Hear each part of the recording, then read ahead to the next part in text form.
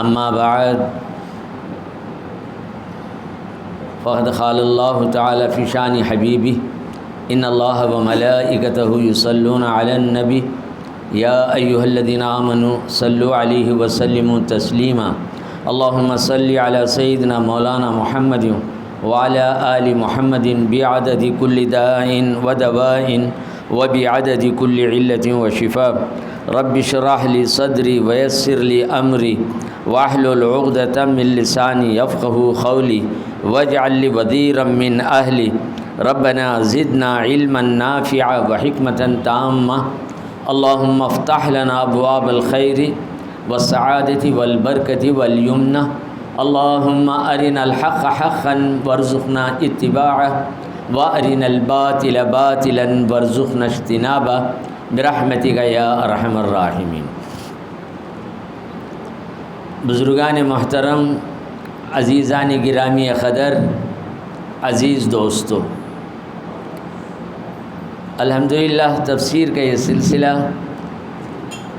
چاند کی تاریخ سے یکم رمضان المبارک سے شروع ہوا اور یہ شب قدر کو تفسیر مکمل ہو جاتی ہے۔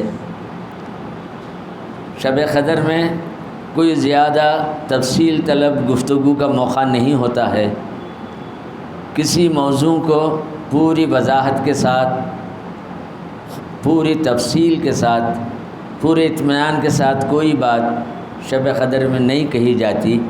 لوگوں کا ہجوم زیادہ رہتا ہے، ختم تراویح کا معاملہ، بوندی کی تقسیم، اور بہت سارے وہ لوگ رہتے ہیں جو مشکل ہی سے کبھی درمیان میں تراویح کو آئے ہوں، تو اس وجہ سے کوئی بات کہی نہیں جاتی۔ اسی لیے آج ہی یہ تفسیر کا جو تسلسل ہے، جو سلسلہ ہے، آج اس کو میں مکمل کر رہا ہوں۔ بڑی معذرت کے ساتھ قرآن کریم کی تفسیر ایک سمندر کی طرح ہے۔ روز آدھے گھنٹے میں ہم کوئی بات مکمل کر ہی نہیں سکتے۔ 3 سورتیں بڑی مشکل سے 25 دن میں مکمل ہوئی ہیں۔ اس میں بھی بہت ساری آیتیں، بہت سارے احکام، بہت سارے مسائل رہ گئے۔ سورہ فاتحہ ہی کی تفسیر کرنے بیٹھیں تو کئی دن لگ جائیں گے۔ سورہ بقرہ جو 2.5 پاروں پر ہے، اس کے اندر اتنے احکام ہیں، اتنے مسائل ہیں، اگر وہ مسائل اور احکام کو خالی ترتیب کے ساتھ گناتے جائیں تو 100 کے قریب میں نکل جائیں۔ اتنے ہیں، ایک ایک حکم پر بھی 25 منٹ آدھا گھنٹہ بولتے جائیں تو 100 دن لگ جائیں گے۔ حضرات صحابہ کرام سورہ بقرہ کی تفسیر اور سورہ کو پڑھنے میں انہوں نے 8 سال لگا دیے۔ کس طریقے سے انہوں نے سورہ بقرہ کو پڑھا ہوگا کہ 8 سال میں سورہ بقرہ انہوں نے پڑھا۔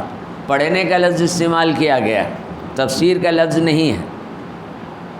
گویا انہوں نے اس طریقے سے پڑھا ہے کہ ہر آیت کو غور و فکر کرتے ہوئے، سمجھتے ہوئے کہ اس کے اندر کیا بات ہے، یہ آیت کب نازل ہوئی ہے، کیوں نازل ہوئی ہے، کن کے بارے میں نازل ہوئی ہے، یہ آیت کے وقت حضور اکرم صلی اللہ علیہ وسلم کہاں تھے، کس حالت میں تھے، اس آیت کے بارے میں صحابہ کرام نے کیا کیا روایتیں کی ہیں، کتنی حدیثیں حضور نے اس بارے میں کہیں۔ صرف ایک پہلو پر، ایک آیت پر اتنے سارے مسائل سامنے آتے ہیں۔ پھر اس میں الگ الگ مفسرین کی رائے، ایک مفسرین نے ایک بات کہی، دوسرے مفسر نے دوسری بات کہی، انہوں نے ایک حدیث کی بنیاد پر کہی، دوسرے نے ایک حدیث کی بنیاد پر کہی۔ پھر اس کے علاوہ اس ایک آیت کے اندر جو احکام نکلتے ہیں، جو مسائل نکلتے ہیں، 4 ائمہ کرام ہیں اہل سنت و جماعت کے، حضرت امام اعظم ابو حنیفہ، امام مالک، امام شافعی، امام احمد بن حنبل، یہ 4 ائمہ کے 4 اماموں کی پیروی کرنے والے ساری دنیا میں پھیلے ہوئے ہیں۔ تابعین کے زمانے سے لے کر حضرت امام اعظم ابو حنیفہ تابعی تھے، 3 ائمہ تابعی نہیں تھے، صرف امام اعظم کو یہ شرف حاصل رہا، انہوں نے صحابہ کو دیکھا۔ جو صحابی کو دیکھے وہ تابعی ہے، جس نے حضور کو دیکھا وہ صحابی ہے۔ اس طریقے سے یہ 4 اماموں نے اپنے اپنے اجتہاد سے، اجتہاد کہتے ہیں قرآن کے معنی پر غور کر کے اپنے فہم سے قرآن اور حدیث کے موافق حکم کو نکالنا، اجتہاد، اسے استنباط بھی کہتے ہیں، مسائل نکالنا۔ قرآن کے اندر ہر بات کا حکم نہیں ہے۔ واقیموا الصلاۃ، نماز ادا کرو، صلو کما رأیتمونی اصلی، تم نماز پڑھو جیسا میں نماز پڑھتا ہوں وہ دیکھ کر پڑھو۔ اب حضور نے جس انداز سے نماز پڑھی ہے اس کے اندر الگ الگ آیتیں، الگ الگ حیثیتیں رہی ہیں۔ حضور نے سینے پر بھی ہاتھ باندھا ہے، حضور نے ناف کے پاس بھی ہاتھ باندھا ہے۔ ایک نماز کے کئی مسائل میں سے ایک مسئلے کی طرف میں اشارہ کر رہا ہوں کہ اس طریقے سے کسی نے ہاتھ یہاں باندھا، کسی نے ہاتھ ناف کے قریب باندھا۔ امام شافعی نے اس حدیث کو لیا، امام اعظم ابو حنیفہ نے اس حدیث کو لیا، ایک نے سینے پر باندھا، ایک نے ناف پر باندھا۔ امام مالک نے ہاتھ کو چھوڑ دیا، ارسال کہتے ہیں۔ چنانچہ آپ نے دیکھا ہوگا حرم شریف میں نماز پڑھتے ہوئے بہت سارے امام مقتدی ایسے رہتے ہیں وہ ہاتھ نہیں باندھتے ہیں، ہاتھ دونوں نیچے چھوڑے رہتے ہیں، ارسال ہے وہ، یہ امام مالک کا مذہب۔ تو تینوں باتیں اپنی اپنی جگہ صحیح ہیں، تینوں کے پاس دلیلیں ہیں۔ اب اندازہ لگائیے، لا صلاۃ الا بفاتحۃ الکتاب، ایک حدیث ہے کہ سورہ فاتحہ اگر نہیں پڑھی گئی تو نماز نہیں ہوئی، تو اس کو امام شافعی نے لے لیا اور بلند آواز کے ساتھ وہ سورہ فاتحہ بھی پڑھتے ہیں اور آہستہ بھی امام کے پیچھے پڑھتے ہیں۔ پھر آمین کا معاملہ ہے، ولا الضالین پر آمین کہنا چاہیے۔ آمین کے معنی ہے استجب حاضر دعا، اے اللہ اس دعا کو تو قبول فرما۔ امام شافعی نے بلند آواز سے آمین کہنا پسند کیا، چنانچہ آپ دیکھتے ہیں شافعی حضرات ہو، امام مالک کے ماننے والے ہو، مالکی مسلک کے ہوں، وہ جتنے بھی حضرات ہیں، جیسے امام ولا الضالین کہتے ہیں تو سب آمین کہتے ہیں۔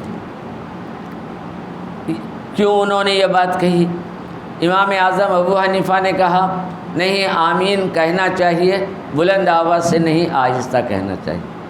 اب دیکھیے حدیث بھی ہے ایک مسئلے میں، اب امام شافعی نے کہا کہ جب امام آمین کہتا ہے تو فرشتے بھی آمین کہتے ہیں، تو انہوں نے یہ مسئلہ اختیار کر لیا، ہم بھی بلند آواز سے آمین کہیں، فرشتوں کی آواز کے ساتھ ہماری آواز ہی بلند ہو جائے، ان کی آواز کے ساتھ ہماری آواز مل جائے، بڑی اچھی بات ہے، دعا قبول ہو جائے۔ امام اعظم ابو حنیفہ نے کہا اللہ تبارک و تعالیٰ آہستہ چیز کو بھی سن لیتا ہے، بلند آواز کو بھی سنتا ہے، صحیح اور بہتر طریقہ ہے کہ دل کی گہرائیوں سے آمین کہا جائے تاکہ دل کی آواز عرش تک پہنچ جائے۔ انہوں نے یہ